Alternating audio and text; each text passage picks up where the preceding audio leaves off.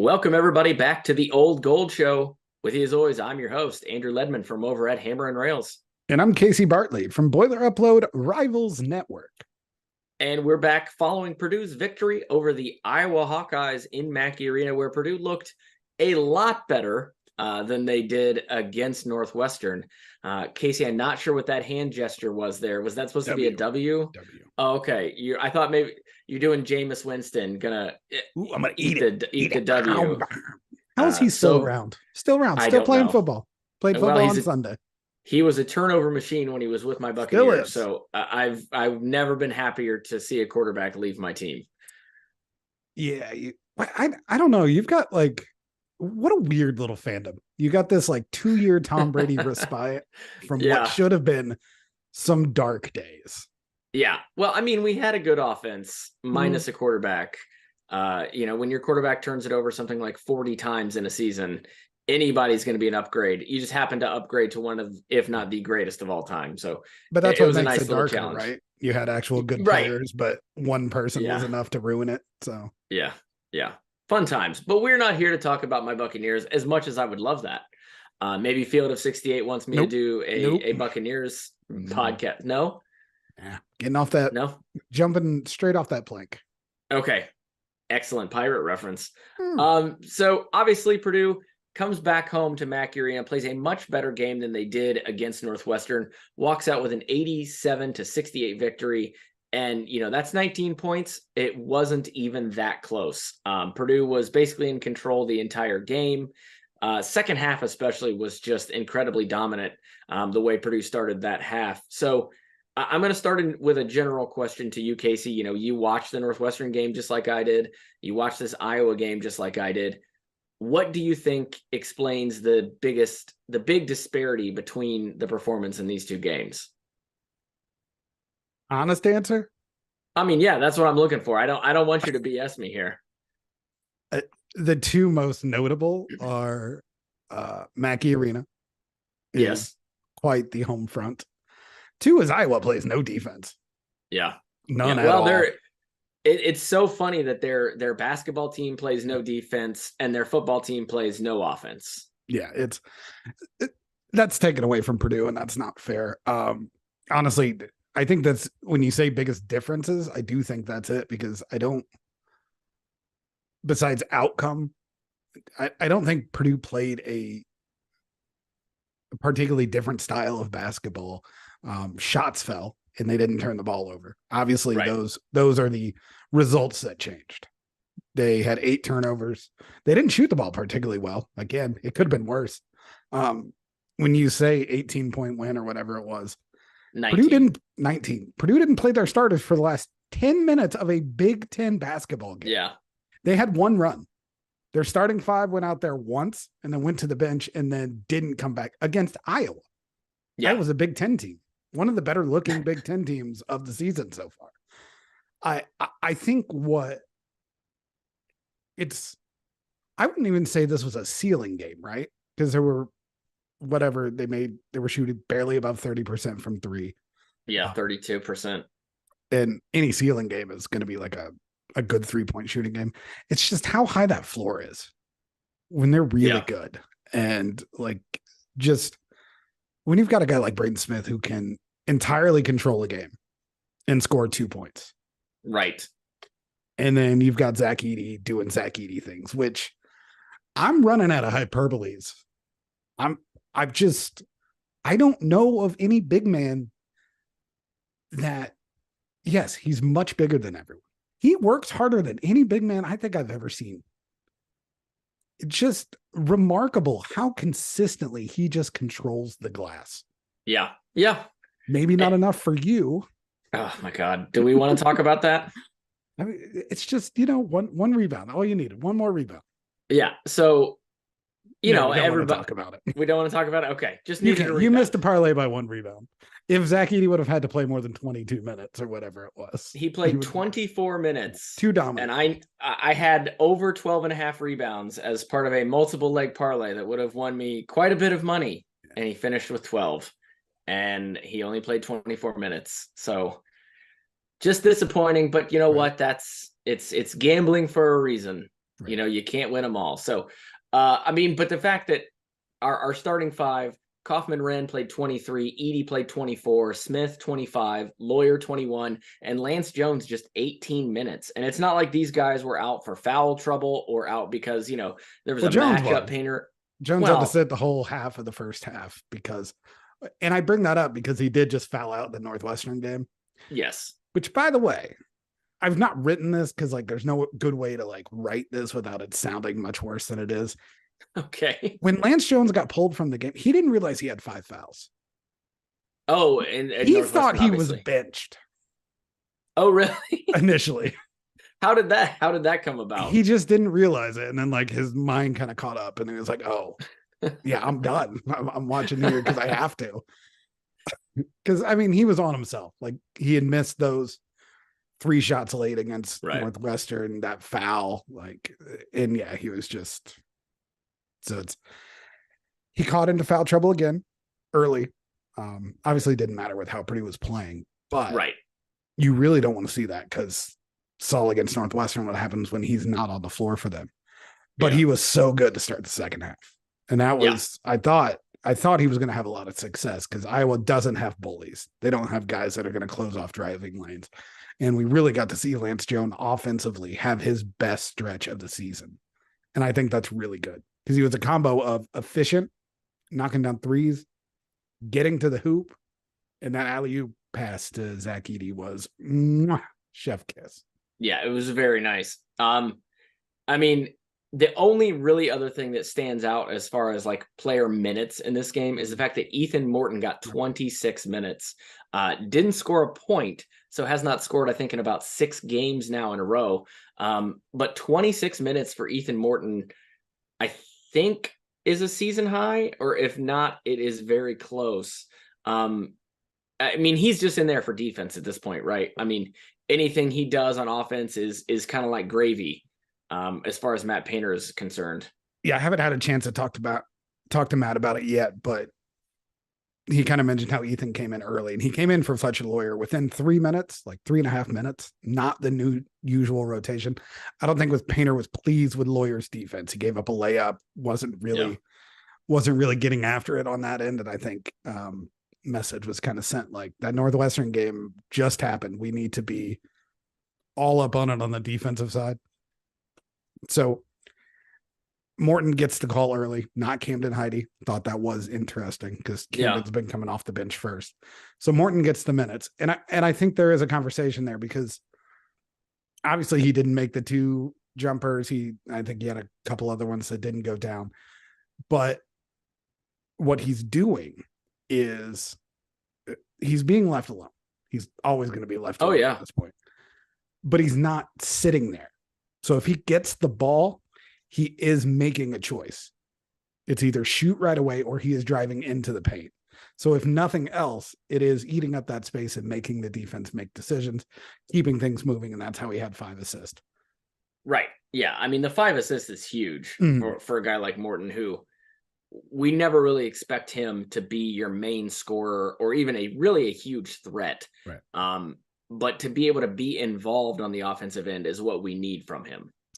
Yeah, and if you look at this roster, the one thing that might be a little on the low side is playmaking, because you've got a lot of guys who are really good at what they do, but need to be set up in a little ways. Most of the big men are like that.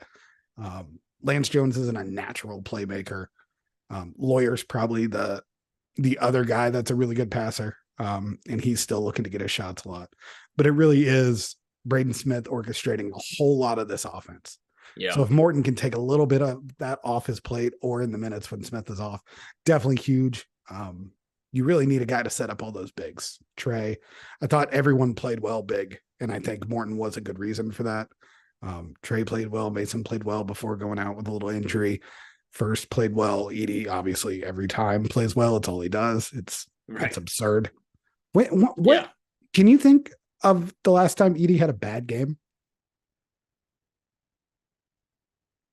There are games where you look at his stat line, he didn't shoot particularly well, but even in those games, he still impacts the game in so many other ways. You know, he may only go, 5 of 12 or something from the floor, but he's still scoring 20 those games. Yeah, because he's going to the line 12 times. He's getting double-digit rebounds almost every game. So as far as looking at a bad game that he's had, I can't remember one in recent memory. No. It's getting to the point. I mean, like point totals this year, 25, 35, 15, because he played like 21 minutes, 28, 23, 25, 28, 18, 16. Going back to last year, Iowa in a win, he had 14. That was one of his lowest totals. 12 against Minnesota in a blowout. 12 against Nebraska in a blowout. Like, unless he's off the floor because Purdue's up 30, it's a 20-point night and double-digit rebounds. Like, it's becoming historic. Oh, yeah.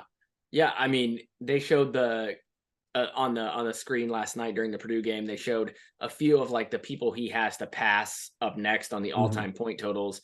And you realize he's getting in very, very rarefied air. And he's likely going to be a 2,000 point scorer here just beyond the new year. I mean, he's getting that close. He is one of those players that is just a generational talent. Purdue will likely not see a player like him, maybe in my lifetime. Again, it's easy for people who don't see him play every day or who see him only, when their Big Ten team or their non-conference opponent comes into town and make that outrageously stupid argument that, oh, he's just tall and, he gets babied by the officials and he only makes his points at the free throw line. It's really easy to just throw those out. But then, like you said at the beginning, I mean, he works so hard down there. He's getting the hell beat out of him every single game. Yes, he gets a lot of fouls called against him, but if they called every foul that is committed against him, no one on the opposing team would be able to be in the game because they would all foul out. And Matt Painter talks about that in the post games from time to time. He's like, we just want them to call it the same. We want everybody to have the same rules. We don't want, a rule for Trey Kaufman-Renn versus a rule for Edey, or a rule for the Iowa big or the Northwestern big and a rule for Edey. And that, like it or not, there really does seem to be two different set of rules for how they're officiated. He's just so big and he's hard to move, and they're not going to call it unless someone's really impacting him. And that's unfortunate. But I mean, he's just looked incredible. But we've seen that before. Isaac Haas, no one knew how to officiate him. He didn't dominate like this. No. Those calls, those not calls, they could take him out of the game. You can't take Zach Edey out of the game. There's nothing you can do. You cannot stop him. You cannot slow him down. You cannot keep him from having an effect on every inch of the floor. And that's not what big dudes normally do. Even the dominant ones, like, and it's funny because generally the way big dudes work is they get a 5-star when they're 14, because they're 7 foot tall. Right. They're bigger than everybody else. And like, they've just been put on a pedestal, like Painter said earlier in the season, but not Zach Edey. I mean, he wasn't playing basketball at 14. Like, it's wild. And then go ahead. It was just so funny because you pointed me to part of Painter's press conference where he's talking about the fact that they're going to be playing in Toronto. Was this you who asked the question? No. Oh, okay. I couldn't tell. I couldn't remember if it was you or somebody else. Asked what it would mean for, Zach Edey to go and play this game in Toronto. That's where he's from. He's from Canada. And Painter just kind of started the question with, well, he didn't play a lot of basketball when he was in Toronto. And it's just, it's pounded into our heads, not as much this year, but almost every game last year, about how long he's been playing and how it's such a short time frame compared with everyone else he's playing against. But it is wild to think about, in his own hometown, he didn't play a lot of basketball because then he went to IMG, right? Right. And that's really where his basketball career kind of started. Played on the bench there too. Yeah. Yeah. I mean, it's wild. He didn't get many minutes there, and Painter told that story in Hawaii about going to recruit him, and seeing him in the drills and he did great, and then seeing him in a scrimmage and you're like, that guy didn't do anything. Mm-hmm. And now, you wonder how much credit do Painter and guys like Brantley get for his development versus how much of just it is Zach Edey growing into the player he can be. I mean, there's a balance, I'm sure, but man, the combination of those guys working together has really paid dividends for everyone involved. Yeah, because there's a tone when Matt Painter talks about Edey. I mean, I was the one that asked him about it at Maui, and last question of the thing, he went on for 5 minutes. Yeah, and asked about Toronto, and just like you don't hear Matt Painter say "I" very often. But what did he say? He said, "We've got to play well for him. I have to coach well for him. I have to coach well for him." Yeah. And that just stuck out to me because like it's just this tone of awe about what Zach Edey's done and transformed for him, and the appreciation for that. And I think Matt Painter knows that honestly, these 3 seasons, the most successful seasons in Purdue history when it comes to, overall program, number 1 3 times in a row. There's one guy who you point to. Yeah. I mean, that is Zach Edey's legacy. Yeah. I mean, none of it's possible without Zach Edey, without a doubt. And one more thing about that, you asked that question in Hawaii about what Matt Painter, saw when recruiting him and all that. And Painter talked about how he averaged something like 3 points a game at one point in high school. And Matt Painter said, what did you guys average in high school? Because I averaged 29. I averaged 29, and I was not a good college player. He was very self-deprecating there. Much better college player than all of us. Correct. But it just tells you something about how he thinks about Edey and how Edey has grown since he came to Purdue. I mean, remember his first year in the program, we all thought he was going to redshirt. Yeah, they thought he was going to redshirt. That was the plan. Zach Edey. Could you imagine? I mean, he already gets to play if he wanted another year. Yeah. Yeah. But I don't see that as likely. But could you imagine if, like, at the end of the year, if Edey just comes into Painter's office and is like, I want to go again, coach. Yeah.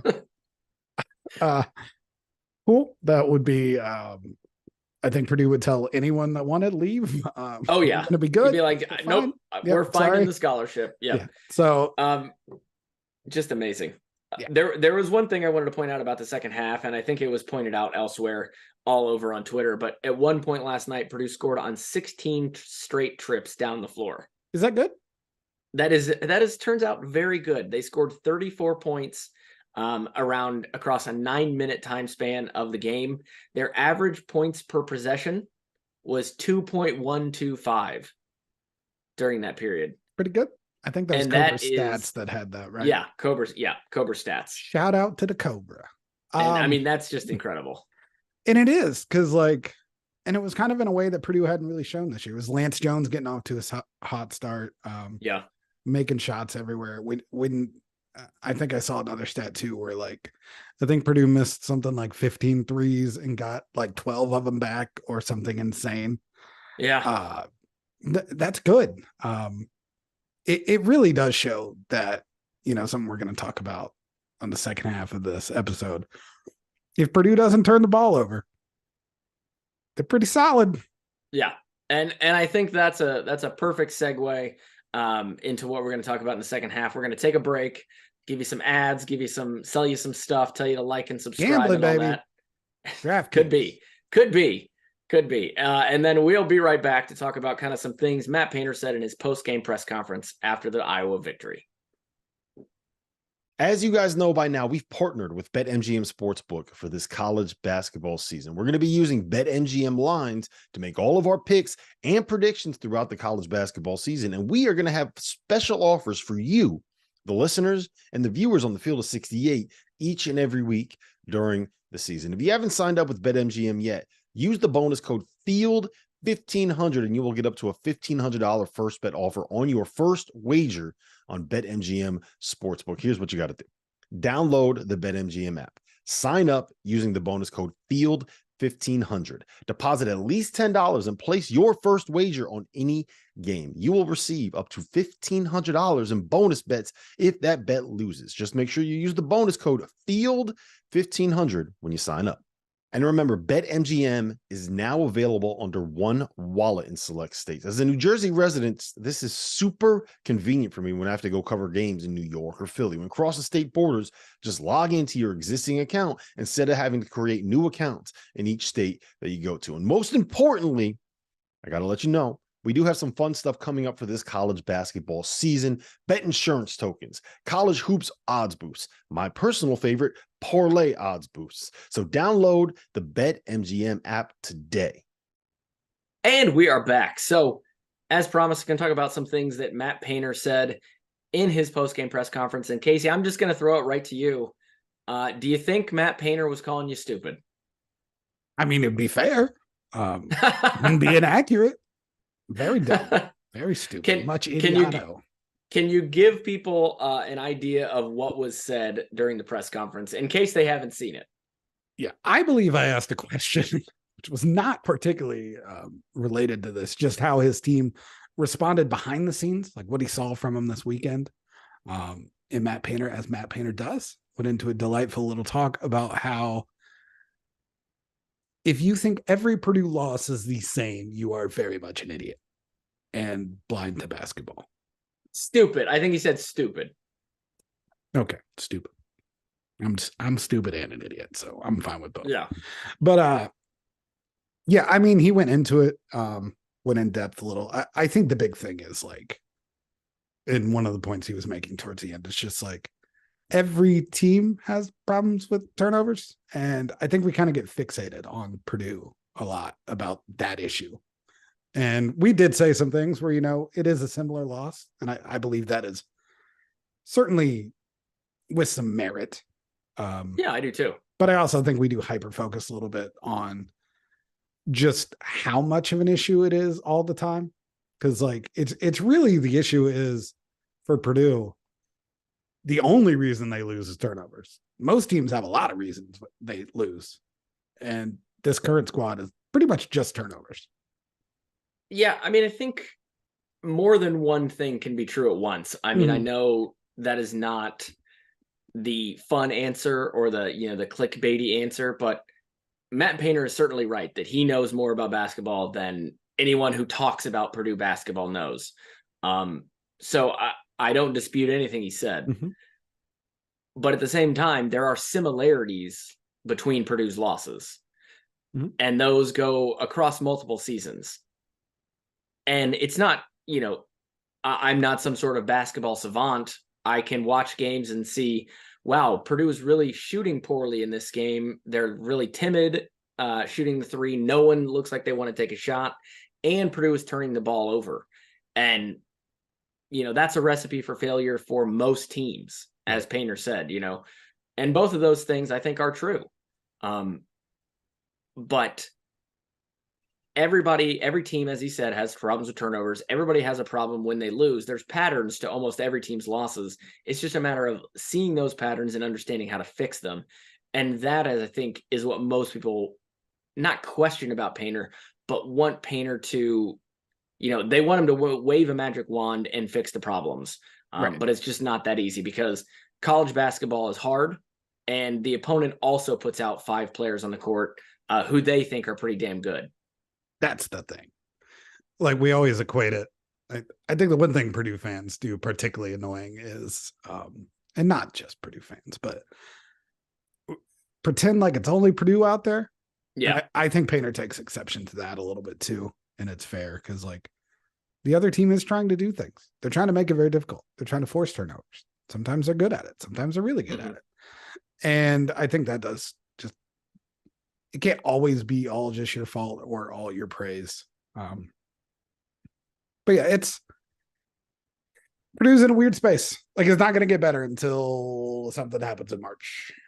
And that's kind of just like, you kind of have to make a peace with it, right? Like as a fan, as a player, as a coach, as online yellers. I mean, peace isn't in their name. Online yellers. But hold on, before you go further, when you say it's not going to get better until something changes in March, do you mean the like discourse. the perception? Oh, the discourse will not get better.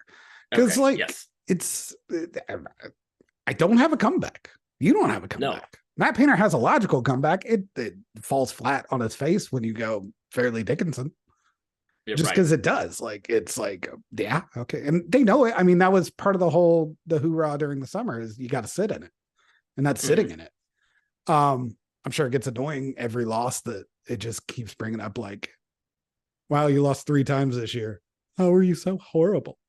Like, right. It's an annoying it's an annoying discourse because it's not really built on anything. It's hard to like, why did it happen? Because like there's no logic behind it. And the whole time, the whole thing is just like process over results. And that sounds great. I agree with it. But then you're just like, how did this result happen now? Yeah. Well, and I think process and results kind of go back to what you talked about the Iowa game. Purdue only turned it over 8 times, but you compare that to the Northwestern game, obviously, where they turned it over, I think, 17. Was the process different or were the results different? Was Purdue doing the exact same thing but getting better results? Or did they change what they were doing and the results changed? Or, and this might be the real point, did Northwestern play defense? Yeah, exactly. So like that's kind of the thing you have to just evolve, because not all games are simple. And like, no. Sometimes things just happen and other teams get in the way in certain places. And that's why this is Purdue basketball coverage is a little weird because you just like, you can't not name the elephant in the room, even though you want to move past it. Yeah. I mean, I've been a Purdue fan my entire life. You know, my dad went to Purdue and that's how I became a Purdue fan. And I've been going to Purdue basketball games since Glenn Robinson was on the team. And you're old. I know. And the perception has always been the same. Right. The entire time. Purdue nearly lost as a 1 seed back in the 90s to, I believe it was Western Carolina. And, you know, it's the perception has been the same since then. And it's been justified to a degree because Purdue hasn't been to the Final Four since 1980. And they've had a lot of great teams in those years, but none of them have been able to break through. Right. And there's no connection between the teams of the 90s and the teams of today. I mean, completely different playing. Yeah, exactly. I guess that is true. Half the team from the 1994 team has a child on this roster. But I mean, does that math check out? No. Okay. I mean, the years, right? No. I mean, Konzo has a kid who's on this team. Waddell. Yeah, Waddell. So I mean, it's not too far off. But like I said, the style of play is different. The players are different. The coach is different. He may be a disciple of the former coach, but the results have ended up the same regardless of the number of changes. And Purdue has become known as a squad that can win the Big Ten. They're November champions every year, but can't get it done in March. And I believe that's going to change. But I can, believe that until my face turns blue and, nothing's going to happen until it happens. Yeah, it's tough. Because if this were college football, Purdue would be in the Final Four. We would just talk about it. We would just vote for it. But unless, we lost at an inopportune time, or else if we went undefeated and then Lance Jones got injured, or Zach Edey, hurt his wrist. I regret bringing it up because I have not seen a sports decision.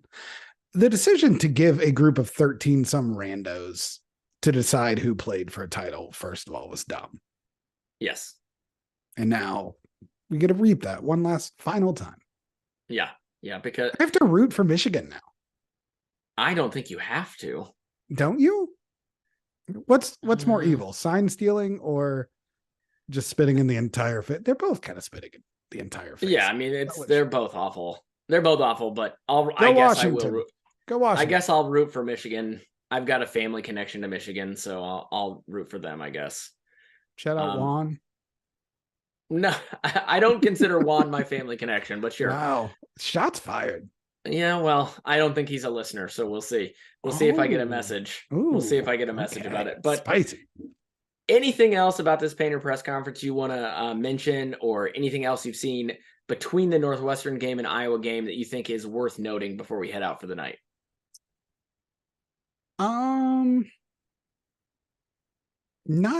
Not particular, because I don't think it was a revelation. I don't think all that much changed between the Northwestern and Iowa game. Yeah, I think that's a good thing, because this team, I do think their intensity on the defensive level was much improved. I thought they really stayed with and stayed connected. And if they do that, they just have to ratchet up intensity like 10% on the defensive end. And I think a lot of those issues that happened in Northwestern goes away. Yeah, I mean, and if they do, as you said, they've already raised the floor of where this team is going to go. Now they just have to reach that ceiling. And the ceiling is the roof, as Casey raises the roof on us. So I think that's going to do it for us tonight. Thanks, everybody, for listening. Like, rate, review, subscribe, do all the things, click all the buttons. We'll see you next time.